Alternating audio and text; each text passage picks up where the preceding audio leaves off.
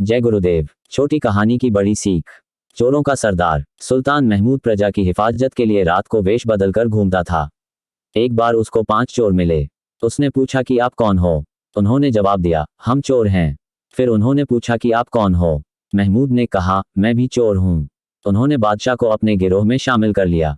अब चोरी करने की सलाह हुई, लेकिन चोरी करने से पहले ये निश्चय हुआ कि हमको आपस में किसी को सरदार बनाना चाहिए। इस पर सब सहमत हो गए। सरदार चुनने के लिए जरूरी था कि सब अपना अपना गुण बयान करें। जिसका गुण सबसे अच्छा हो वही सरदार चुना जाए। पहले चोर ने कहा कि मैं कमंद लगाता हूं तो एक ही बार में रस्सी फंस जाती है, फिर चाहे सैकड़ों आदमी चढ़ जाएं। दूसरे ने कहा कि मैं सेंध लगाना अच्छी तरह जानता हूं। इतनी जल्दी और आसानी से सेंध लगाता हूं कि किसी को आवाज तक नहीं आती। तीसरे चोर ने कहा कि मैं सूंघ कर बता सकता हूं कि किस कमरे में कहां पर माल दबा हुआ है। चौथे ने कहा कि मैं कुत्तों की बोली समझ सकता हूं कि वह क्या कहते हैं। पांचवें ने कहा, जिसको रात को मैं एक बार देख लूं, दिन को पहचान सकता हूं। बादशाह सोच रहा था कि मैं क्या बताऊं। जब सारे चोर अपनी अपनी विशेषता बता चुके तब बादशाह ने कहा कि मेरी दाढ़ी में यह विशेषता है कि चाहे कितने ही गुनाह वाले चोर डाकू फांसी चढ़ रहे हों, जरा दाढ़ी हिला दूं तो सब आजाद हो जाते हैं। चोरों ने जब बादशाह का ये गुण सुना तो उसको अपना सरदार बना लिया।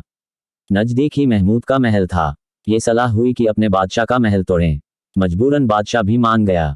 जब महल को चले, रास्ते में एक कुत्ता भौंका। चोरों ने चौथे चोर से पूछा, ये क्या कहता है? उसने कहा कि कुत्ता कहता है कि इनमें से एक बादशाह है। सब जोर से हंस पड़े, बादशाह भी हंस पड़ा। महल में पहुंचकर पहले चोर ने कमंद लगाई, जो तुरंत लग गई। तीसरे ने सूंघकर खजाने का पता बता दिया। माल की गठरियां बांधकर नीचे आ गए और अपनी जगह पहुंचकर चोरी का माल बांट लिया और अपने अपने घरों को चले गए। अगले दिन बादशाह ने अपने आदमी भेजकर चोरों को पकड़वा लिया और फांसी का हुक्म दे दिया। जब फांसी चढ़ने लगे तो 5वां चोर सामने आया। अर्ज की कि बादशाह सलामत, अब दाढ़ी हिला दो। हम सच्चे दिल से वायदा करते हैं कि आज से चोरी का पेशा छोड़ा और अपने आप को हुजूर की सेवा में सारी उम्र के लिए पेश करते हैं। बादशाह को दया आ गई। उसने दाढ़ी हिला दी। दाढ़ी का हिलना था कि 5 चोर फांसी के तख्ते से नीचे उतार लिए गए। उनकी हथकड़ियां और बेड़ियां काट दी गईं और वह हमेशा के लिए आज़ाद होकर बादशाह की सेवा में रहने लगे।